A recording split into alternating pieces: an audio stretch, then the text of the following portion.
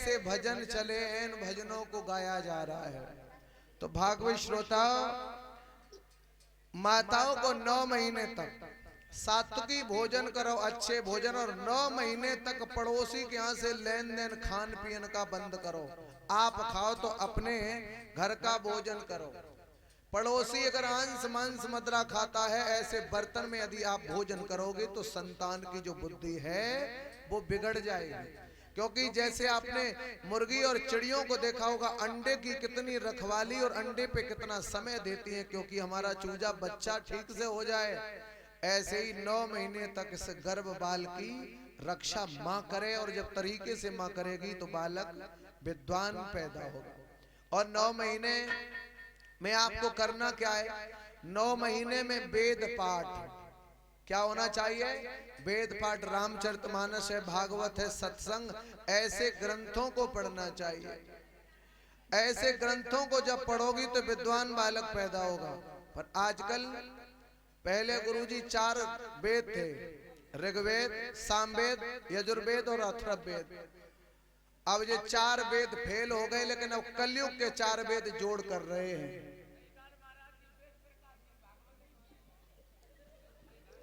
तो 4 वेद आजकल जोड़ कर रहे हैं भैया बहनों। कौन कौन से 4 वेद है मालूम है? नंबर 1 इंस्टाग्राम वेद। इन वेदों का नाम भूल गए लोग, इंस्टाग्राम वेद जब से चला। दूसरा फेसबुक वेद, तीसरा व्हाट्सएप वेद, चौथा यूट्यूब वेद। ये 4 वेद हर घर में ज्यादातर चल रहे हैं। और जो ये 4 वेद हैं, ऋग्वेद, सामवेद, यजुर्वेद, अथर्ववेद, इनके तो लोगों को भली बात नाम भी पता नहीं है। तो ये 4 वेद जब से चले हैं, तब से हमारे समाज की हालात बिगड़ गई है। क्योंकि किसी कवि ने सुंदर शब्दों में वर्णन किया है और लिखा है, अरे जब से चलो है इंस्टाग्राम, बहुएं छोड़े घर के काम। जब से चलो है इंस्टाग्राम, बहुएं छोड़े घर को काम। जब से चलो है इंस्टाग्राम, बहुएं छोड़े घर को काम। ये भरी दोपहरी में रीलें बन रही, अरे दोपहरी में रीलें बन रही।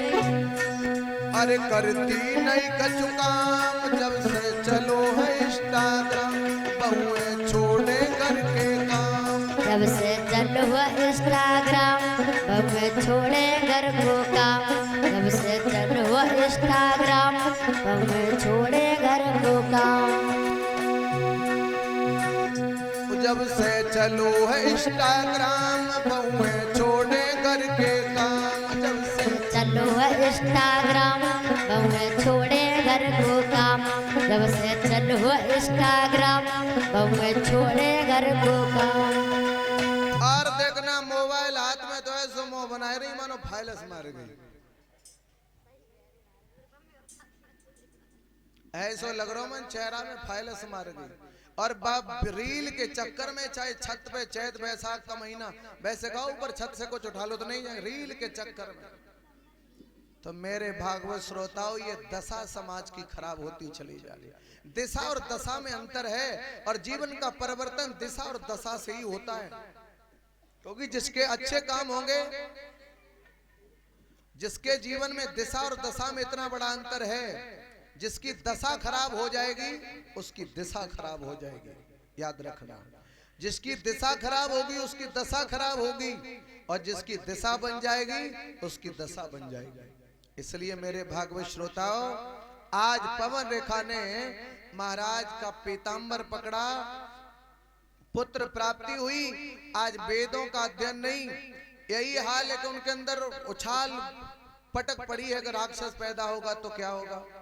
इधर धीरे धीरे समय व्यतीत होने के बाद धीरे धीरे 9 मास पूर्ण होने के लिए चले।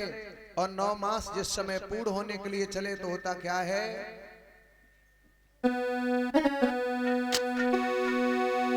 कि जमी तो जमी, आसमां रो रहा है, और प्रभु तेरी दुनिया में क्या हो रहा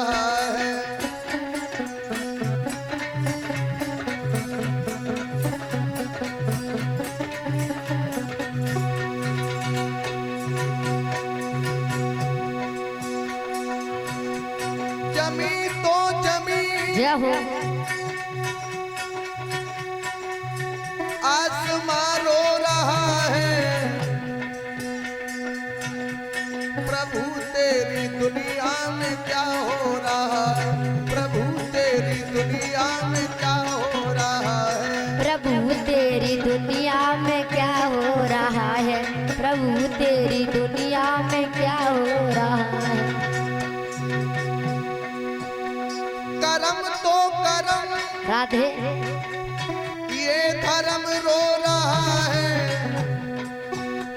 बता मुरली वाले कहाँ सो रहा है बता मुरली वाले कहाँ सो रहा है बता मुरली वाले कहाँ सो रहा है बता मुरली वाले कहाँ सो रहा है। लिखा है उसी समय कर्म तो कर्म ये धर्म रो रहा है और प्रभु तेरी दुनिया में ये क्या हो रहा है। उसी समय सब देवता मिलकर के भगवान के करीब जा रहे प्रभु अब क्या करें क्योंकि आसमान से बरसात हो रही है और किसी कवि ने सुंदर शब्दों में लिखा है कि कोई दीवाना कहता है और कोई पागल समझता है मगर धरती की बेचैनी को बस बादल समझता है। जब ये धरती बेचैन होती है तो उसकी बेचैनी को कौन समझता है मालूम है बादल कहता है पृथ्वी में तेरे करीब नहीं आ सकता हूँ क्योंकि तुझ में और हम में बहुत दूरी है मैं तो तेरे करीब आ जाऊं और जब मैं तेरे करीब आऊंगा तो इस पृथ्वी पर एक श्वास लेने के लिए एक जीव दुनिया में नहीं बचेगा सब कुछ प्रलय हो जाएगी इसलिए हम तेरे करीब नहीं आ सकते हैं। जब पृथ्वी दुखी होती है तो आसमां रोने लगता है आसमां रोने लगता है क्योंकि अंगूठा पैर के अंगूठे में जब चोट लगेगी तो आंसू कहां से आएंगे आंखों से आएंगे अंगूठे से आंसू नहीं